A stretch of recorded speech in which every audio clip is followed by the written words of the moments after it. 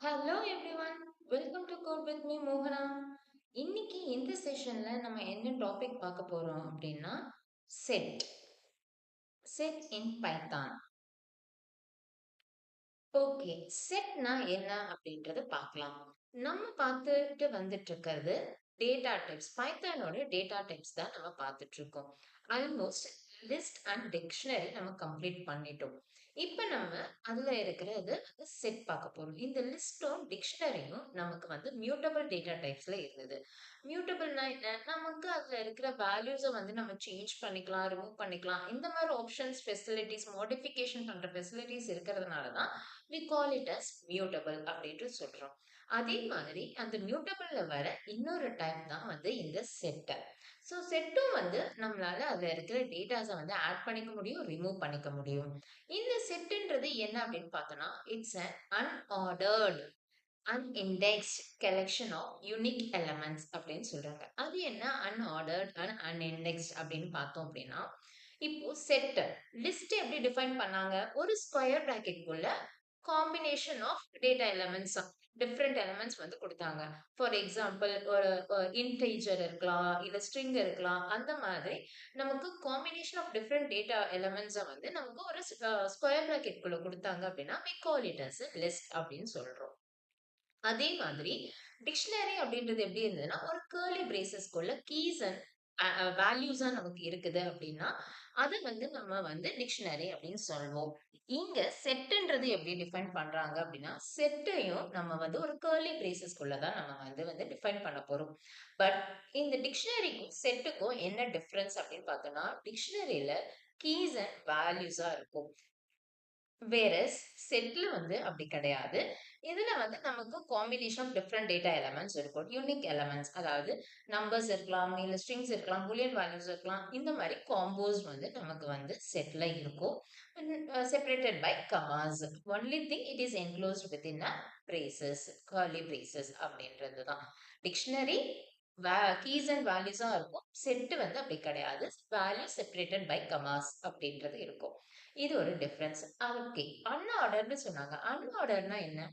First ஆர்டர்னா என்ன அப்படின்னு நமக்கு தெரிஞ்சதுன்னா, அன்ஆர்டர்ன்றது என்னன்னு நம்ம தெரிஞ்சுக்கலாம். ஆர்டர்ன்றது என்ன அப்படின்னா, இப்போ ஒரு டேட்டா எலிமெண்ட் நீங்க அதாவது ஒரு டேட்டா டைப் ஒரு வேரியபிள்குள்ள டிஃபைன் பண்றோம் அப்படின்னா, அந்த வேரியபிள்ல என்ன எலிமெண்ட் டேட்டா ஸ்டோர் பண்ணியிருக்கோம்னு நம்ம பார்க்கும்போது, நம்ம என்ன ஆர்டர்ல டேட்டா எலிமெண்ட்ஸ் ஃபெச் பண்ணியிருந்தோமோ, அதே ஆர்டர்ல தான் நமக்கு டிஸ்ப்ளே ஆகும்.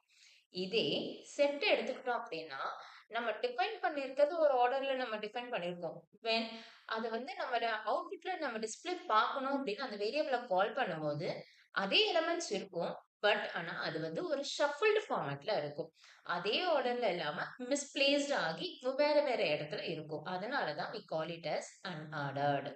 ஓகே. புரிஞ்சிருக்கும்னு நினைக்கிறேன். நம்ம எக்ஸாம்பிள் பார்க்கும்போது இன்னும் டீட்டெயிலா கிளியரா புரிஞ்சுக்கலாம். ஓகே. நெக்ஸ்ட் அன்இண்டெக்ஸ்ட். அன்இண்டெக்ஸ்ட்னா என்ன? ஏற்கனவே சொன்ன மாரி இண்டெக்ஸ்ன்றது ஒவ்வொரு எலிமெண்ட்டும் ஒவ்வொரு ஆ பொசிஷன்ல இருக்கும். ஸ்டார்ட்டிங் ஃப்ரம் 0த் பொசிஷன்ல இருந்து நமக்கு ஒரு எலிமெண்ட் ஸ்டோர் ஆகியிருக்கும். ஆனா இங்க ஒவ்வொரு தடவையும் நமக்கு இந்த எலிமெண்ட்ஸ் ஷஃபிள் ஆகி இருக்கிறதுனால, அந்த டேட்டா எலிமெண்ட்ஸ்க்கு ஒரு பர்ட்டிகுலரா இந்த பொசிஷன்ல தான் இருக்கும். எப்பயுமே இதே பொசிஷன்ல தான் இருக்கும்னு சொல்ல முடியாது. அதோட பொசிஷன் மாறிக்கிட்டே இருக்கிறதுனால, அதோட இண்டெக்ஸ நம்ம ஃபைண்ட் பண்ண முடியாது. அதனால தான் it is set to be unindexed. So it is unordered and it is unindexed. Okay. இப்ப பார்த்தீங்க அப்படின்னா, எக்ஸாம்பிள் குடுத்திருக்கு. ஒரு இன்புட் எஸ் ஈக்குவல் டூ நம்ம டிஃபைன் பண்ணியிருக்கோம். அவுட்புட்ல பார்க்கும்போது நமக்கு த சேம் டேட்டா அவைலபிளா இருக்கு. பட் பார்த்தீங்க அப்படின்னா, எல்லாமே ஒரு ஷஃபிள்டு ஃபார்மேட்ல இருக்கு. இப்படிதான் செட் வொர்க் ஆகும். வாங்க இப்ப நம்ம எப்படி செட்ட டிஃபைன் பண்றது, அதுல இருக்கிற மெத்தட்ஸ் என்னென்ன அப்படின்றத பார்க்கலாம். ஓகே. இப்ப நம்ம ஒரு செட்ட ஃபர்ஸ்ட் எப்படி டிஃபைன் பண்றது அப்படின்றதுல இருந்து நம்ம பார்க்கலாம். செட் டிக்ளரேஷன் ஆர் இனிஷியலைசேஷன் இதனால நம்ம சொல்லிக்கலாம். இப்ப நான் செட் டிக்ளேர் பண்றதுக்கு s equal to அப்படின்னு கொடுத்துட்டு it is enclosed with curly braces அப்படின்னு சொன்னோம். ஸோ கர்லி பிரேசஸ்க்குள்ள நான் வேல்யூஸ் டேட்டாவை நான் ஃபெச் பண்றேன். ஓகே.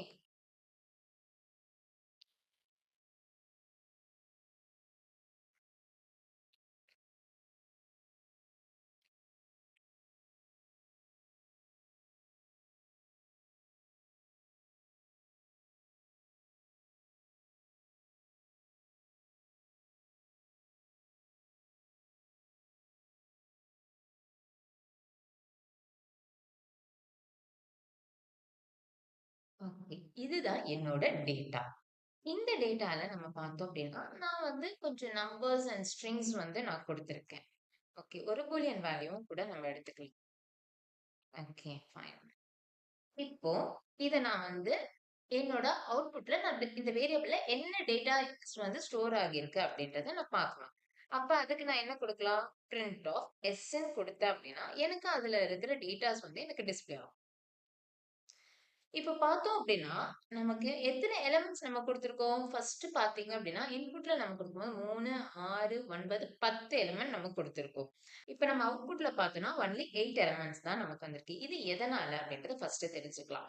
நம்ம குடுத்திருக்கிற ஆர்டர் பார்த்தீங்க அப்டின்னா, 23, 90, 123 மாயா அப்டின்ற ஆர்டர்ல இருக்கு. Whereas when it comes to அவுட்புட்ல நம்ம வியூ பார்க்கும்போது, நமக்கு டேட்டாஸ் இருக்கு. பட் ஆனா பார்த்தோம்னா, அது எல்லாம் ஷஃபிள்டா தான் இருக்குது. ஓகே. எதனால அந்த 2 டேட்டா குறைச்சிருக்கு அப்படின்னு பார்த்தோம் அப்படின்னா, இங்க எனக்கு வந்து 23 இருக்கு. இங்க எனக்கு வந்து 23 இருக்கு. ஓகே.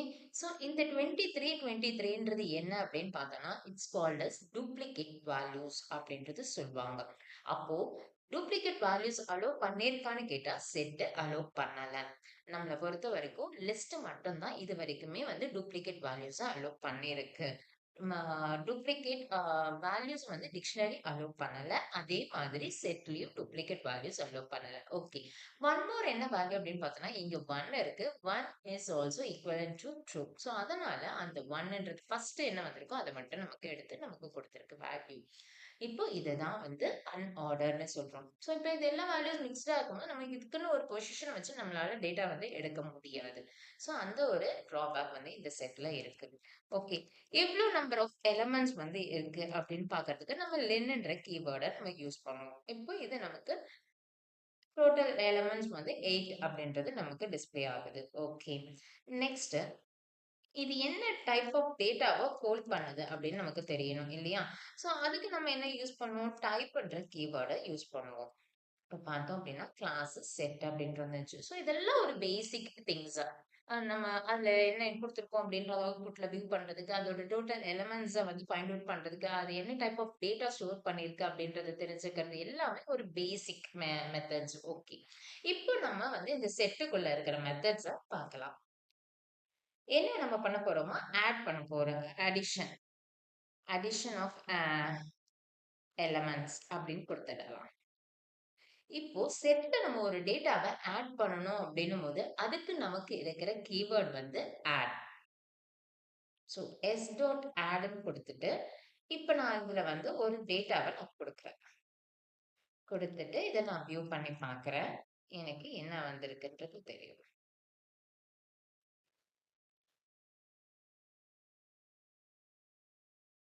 இப்ப பார்த்தோம் அப்டின்னா, நான் ஆட்ன்னு குடுத்துட்டு 100 குடுத்துருக்கேன்.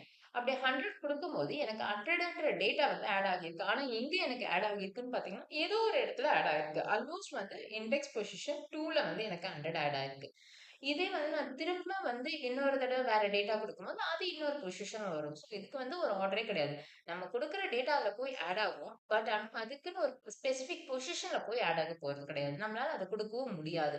அதுவே வந்து ரேண்டமா ஒரு இடத்துல வந்து ஆட் ஆகிக்கும். ஓகே.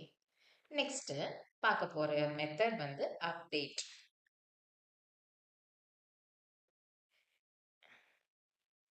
இந்த அப்டேட் மெத்தட் எதுக்கு அப்படின்னு பார்த்தீங்க அப்படின்னா, இப்ப நீங்களே அத வந்து கெஸ் பண்ணலாம். அப்டேட் மெத்தட் எதுக்கு அப்படின்றது.